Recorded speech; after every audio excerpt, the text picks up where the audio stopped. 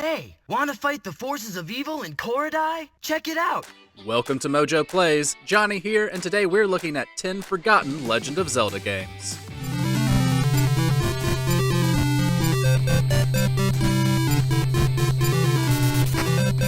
For this list, we'll be looking at entries in Nintendo's fantasy series that have been mostly lost to time outside of diehard fans.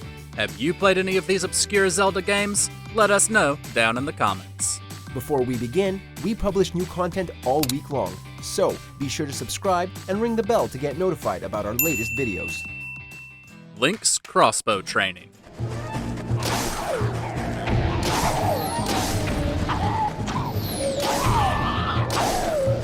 The Wii was a monster hit for Nintendo, putting motion controls at the forefront of gameplay and pleasing players of all ages. With that success came a multitude of various peripherals, such as the gun-like Zapper.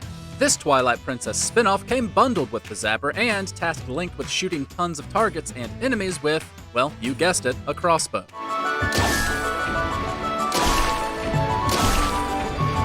It's a short experience, beatable in less than an hour, though it does have its charm.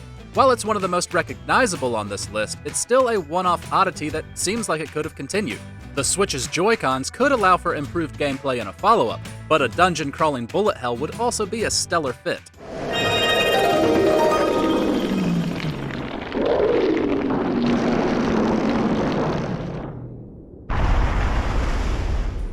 The Philips CDI games. Link told me about you. You know Link? Sure, he gave me his canteen for a kiss. You kissed him? Here, it's empty anyway. If these aren't forgotten, well then it's for all the wrong reasons. 3 unofficial Zelda games were created from the ashes of a failed deal between Nintendo and Philips in the early 90s. Nintendo had no input in their creation, which is immediately clear. The Faces of Evil and The Wand of Gamelon released on the same day and have become infamous for terribly animated cutscenes and poor controls.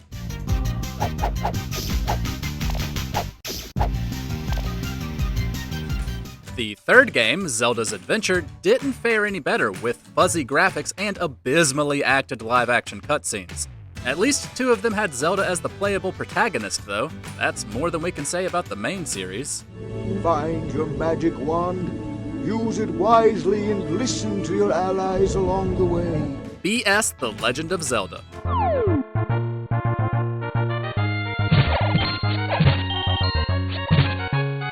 In 1995, Nintendo released the Satellaview, a Japan-only peripheral for the Super Famicom. It let players download games through satellite broadcasts, and through this process, Nintendo released 3 Zelda games that never made it outside of Japan. The first was a 16-bit remaster of the first game. Obviously, the better graphics make the game feel more timeless, and this version also used the SoundLink system, which allowed for games to stream alongside live voice acting and an orchestra.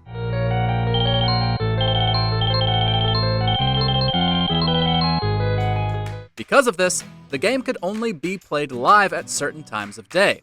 Impressive for the time, but we're just bummed we don't have a 16-bit version of this classic.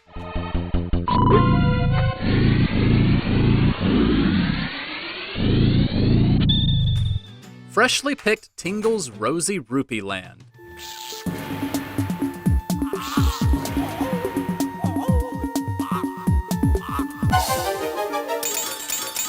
Tingle is one of the strangest NPCs in the Zelda series. That didn't stop Nintendo from giving the fairy-obsessed mapmaker a starring role, however.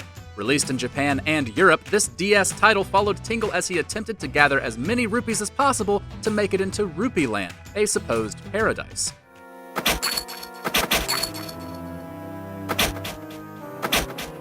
It features some similar gameplay to The Legend of Zelda, as Tingle must explore different towns, solve puzzles, and conquer dungeons. But the player also has to keep their rupee amount up as it serves as Tingle's life force, but also a way to unlock areas or features from NPCs. It actually did well enough in Japan to warrant a sequel, ripened Tingle's Balloon Trip of Love in 2009. Awesome titles, by the way.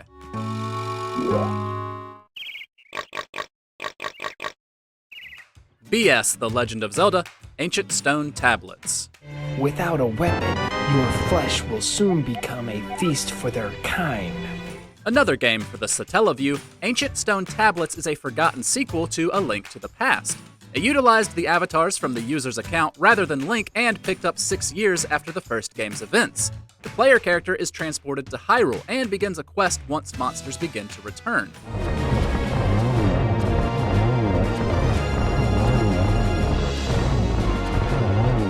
While we did get the pseudo-sequel, A Link Between Worlds, on the 3DS, it's a shame that this entry has been all but lost to gaming history. Originally, it was only playable once a week during a certain time. It's possible to find emulations, though these naturally don't include any live aspects the Satellaview offered.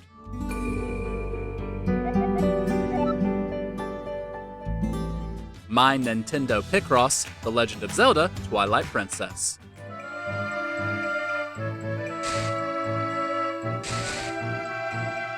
The Picross series is great for puzzle lovers. Nintendo has released several entries based around beloved franchises like Mario and Pokemon over the years. But to commemorate the launch of My Nintendo in 2016, Nintendo released a Twilight Princess-themed version of the puzzler exclusively through the rewards program on the 3DS. Power.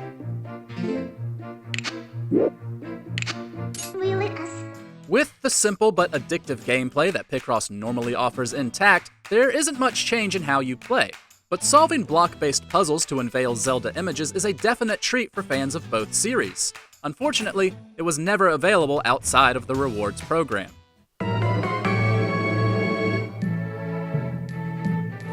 BS The Legend of Zelda, Triforce of the Gods.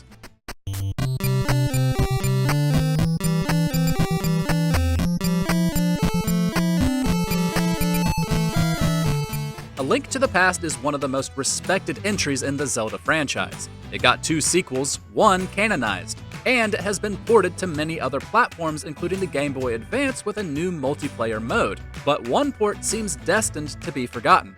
Triforce of the Gods, as the game was known in Japan, was ported to the Satellaview add-on.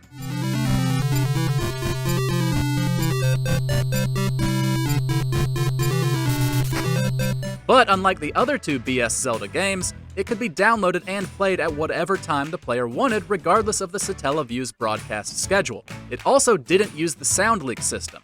However, it did come with a playthrough counter. After playing 5 times, the game would then need to be re-downloaded.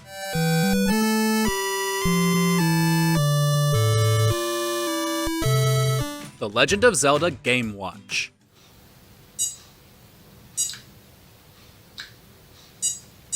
Nelsonic Industries partnered with Nintendo to release a bunch of Game Watches in the late 80s and early 90s. Mario, Donkey Kong, Star Fox, and, of course, Zelda all got watch-themed mini-games to take on the go. Released in 1989, the Zelda Game Watch is played across grid-like rooms.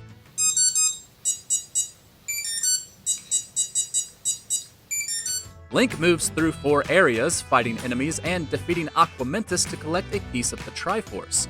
Upon doing this 4 times, the game resets. It's a neat minigame for the time, though it has understandably become a bit of a collector's item. This watch, along with others like it, are products of their time. If you didn't play it, you probably didn't miss out on much, but it would make a lovely addition to any Zelda fan's collection. Tingle's Balloon Fight.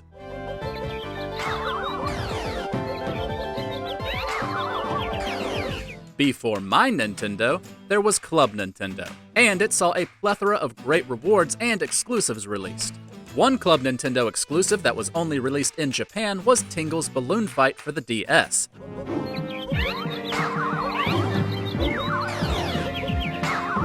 With a fresh coat of paint and Tingle in the protagonist's role, the release didn't change much from the NES original. Not that it needed to, Balloon Fight is a classic for a reason. But utilizing the handheld's dual screens to expand the playable area was a nice touch. Unfortunately, many of us have likely never tried it. It seems Nintendo thinks Western players aren't too keen on Tingle.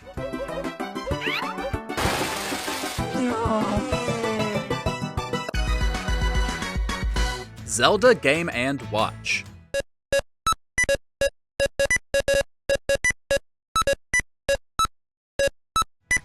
Before the Game Boy, Nintendo found success with the Game & Watch line. These portable consoles housed only 1 or 2 games, and several Nintendo characters received entries. The Zelda Game & Watch featured an entirely new story with Zelda being kidnapped by 8 dragons instead of Ganon. Reminiscent of Zelda 2, Link traversed dungeons from a side-scrolling view, battling monsters and a dragon boss for each level.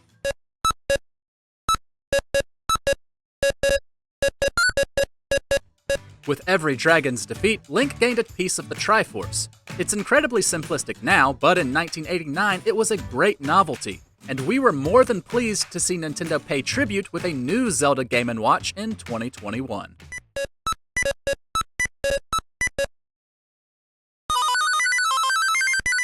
Thanks for watching. If you enjoyed the video, there's more where that came from.